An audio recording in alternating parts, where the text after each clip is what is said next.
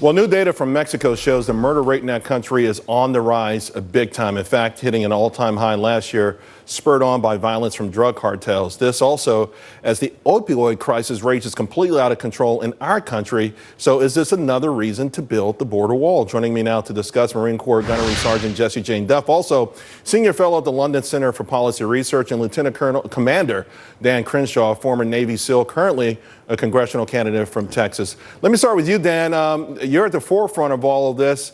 This is shocking. 29,000 murders in Mexico last year. This stuff obviously filters over into our country as well. What do you make of it? And in my mind, perhaps yours, is this one of the best reasons we should be erecting that wall right now?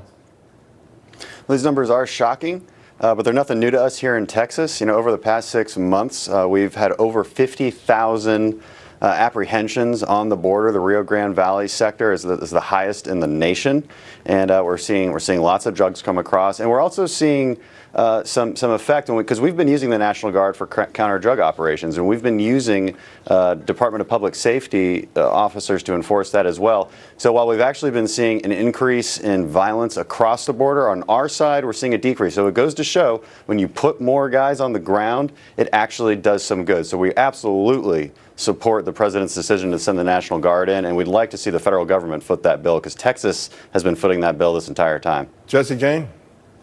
You know, what I find shocking is that Congress has been debating and agonizing over building a wall. Let me remind them, China built a wall in 700 AD, and it was 5,500 miles up to 10,000 miles that archaeologists have now discovered. So what is our holdup? 650 miles? We're talking about thousands of incarcerated illegals that are in the prisons in Arizona and our other border states for homicide and murder. We cannot sit here and continually protect these sanctuary cities where all of these drug dealers send their drug mules to hide and stay out of the limelight with the protections of mayors like Oakland. So what we must do is crack down on this and build the wall. You know what's interesting too, the economic argument also. That wall in San Diego, near San Diego, we know it's not the best of walls, but once it was erected, we saw economic growth in both San Diego and Tijuana, which sort of says this, Commander Crenshaw, could be a win-win for both nations.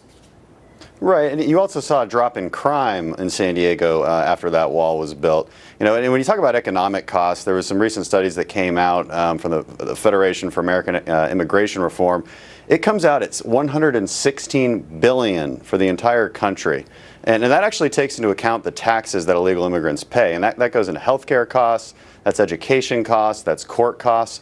Just here in Texas, over the last 7 years, because we study these things and we keep the data, we've had almost 200,000 convictions of illegal immigrants. Okay, that's not just arrests, that's actual convictions. That's astounding numbers. So this talk that you hear on the left that, you know, it's the lowest amount of border crossings in decades, you know, that's a ridiculous argument because, like I said, and I'll say this number again, over 50,000 apprehensions in just the last 6 months, since October. That number is rising. In February, we had the largest number of apprehensions, almost 10,000 that we've had in almost 2 years. Right. Okay, so I absolutely agree. We need to build the wall. Of course, Jessie Jane, we saw in California where the governor helped an illegal who had been deported twice, came back, shot at a car, now he's an American citizen, even though he has this felony on his record. And it just sort of underscores, I mean, if you're going to have these cities and states roll out the red carpet for illegal entry, you probably will need some extra, something extra to dissuade folks. El Chapo Guzman is the poster child of disgusting, along with all of the others, such as MS-13. And they will go straight to California because they know that they can hide there. And that's all those sanctuary cities are doing. They're protecting those who are doing the worst to our American citizens. And American citizens include all races and nationalities. But those who came here legally seek protection from the law. And every time we have more homicides and more murders that are based upon these illegals trying to protect their drug cartels, we know we have a problem. Absolutely. And of course, we know you can't have economic prosperity if people are in their homes afraid to go outside. Thank you both very much. Appreciate it.